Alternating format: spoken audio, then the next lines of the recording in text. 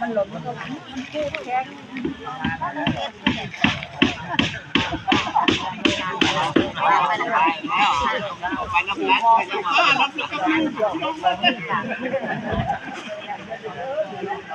เอาพูดแล้วจะเอา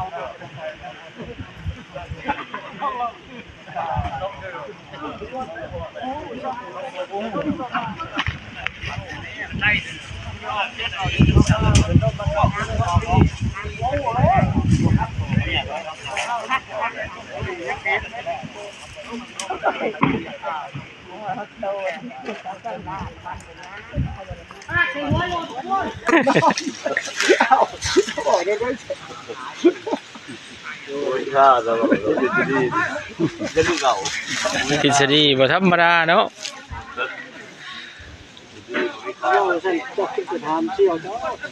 ว่าจะสุพรที่จืดบอกมาถามจะไปจืด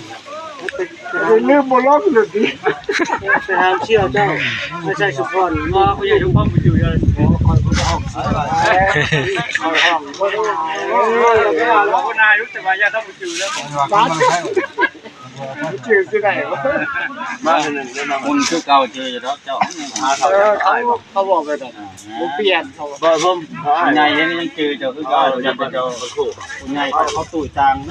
ตัวตอนมาโชคเช็ดแอลมาพักอารมณ์ติดตาจุดเลยเขาให้มาขอโอ้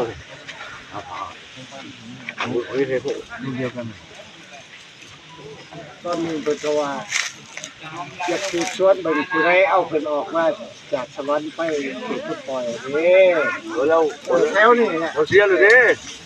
ลูกเราเสียแล้วลุงนะมันก็โดนมาใช้นึกชีวิตจะไปจ้างเพื่อนเราโดนมาเราไปจ้างเพื่อนร้านชายยาวนะ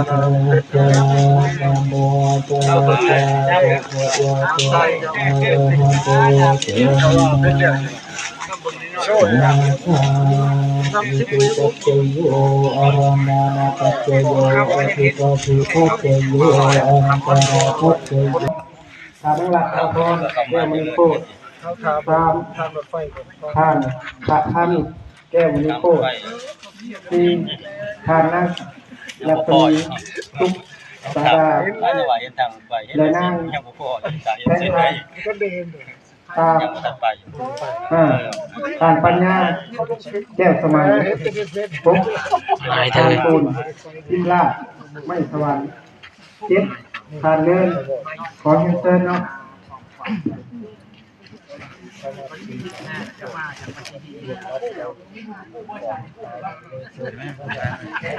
ผ่าไปเนาะลงต้นเพราะมันช่วยมันอยากทำได้เด้อ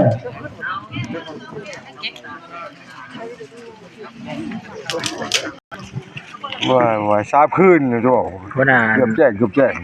หัวหน้าผมเด้หากมามื้อนี้หากมูนี่แหละเมื่อกี้ว่ามื้อแจกจะเมื่อว่ะจักบ่สิเมื่อบ่จักนั่นเรื่องกระตุ้นให้เราอยู่เราก็อยู่อ้าวเมื่อบ่มีเงินก็เอาส่งมันเอาเงินมาส่งมันลูกเรียกก็แล้วเล่มละให้อยู่หามื้อแจกมื้อวันพฤหัสพุ่นมื้อนี้วันจันทร์อีก3วัน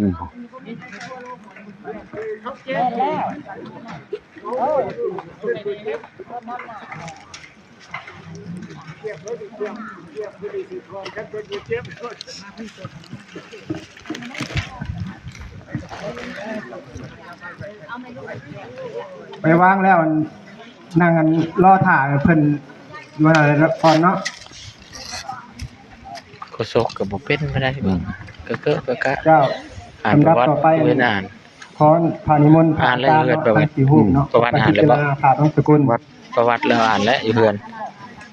ยังบ่ เขาบ่ได้อ่านประวัติเลย บ่ได้อ่านบ่ นี่ คือมีเจียข้างใน มีแต่หมวดนี้เขาอ่านอยู่เฮือนเลยวัดเราครับ อ่านเรียบร้อยแล้ว ย่อๆกันอยู่เฮือนเลยบวกเมืองแล้วมันภูมิลาเนี่ยมันจะเมืองมัน เมืองก็บ่มาวางมาแวงหยังเนาะผากแต่พวงมาลามาแล้ว เนี่ยเอาพวกลามาแล้วเขาบอกเวียงกันแล้วทั้งหมด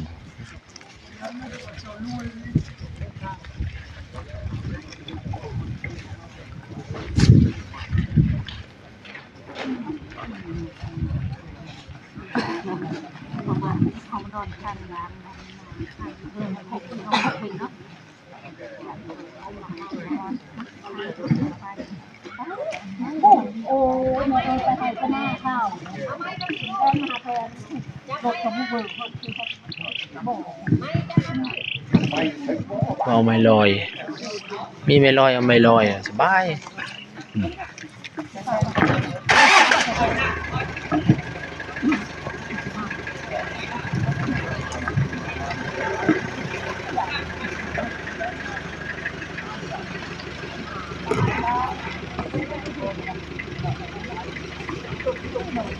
นี่ขาดสายไฟ บ่ค่าดอกแน่นอน ฮัลโหล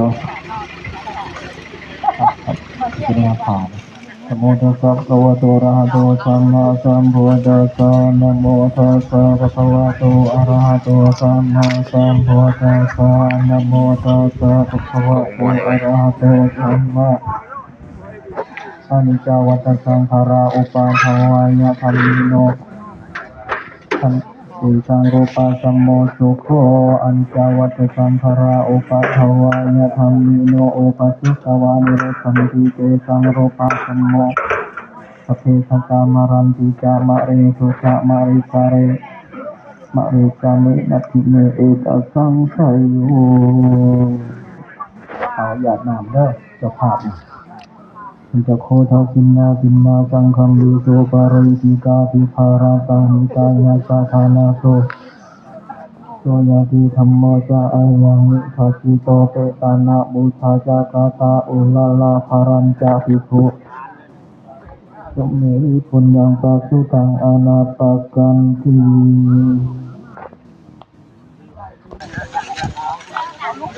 ไปล้างถือว่ากลับจากนี่เนาะก็ขอไปใส่ให้พรแขกเดินทางปลอดภัยเนาะ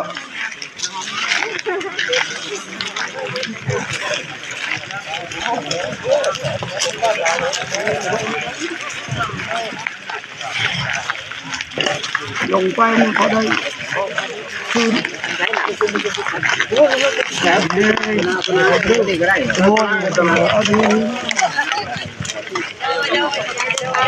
ได้ใส่เกิบได้เนาะ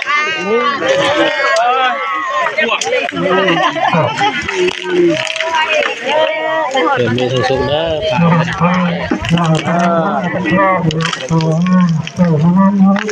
ขอสมุขตานั้นเกิดขึ้นมาเวลาหนูเขาทำมันสุขภาพคนท้องจากกระปุกกระชาเนี่ยนะสุขภาพคนละเราอบอุ่นเราทำงานเราหลับเรานะเขาขอบของตัวนั้นดังนั้นเราประเทศยังตั้งหนาทั้งประกันภัยด้วยประกันอายุพ่อผ่าพ่อได้ยังไงประกันภัยชีวิตเนาะไปหาทำได้สำหรับอะไรหรือว่า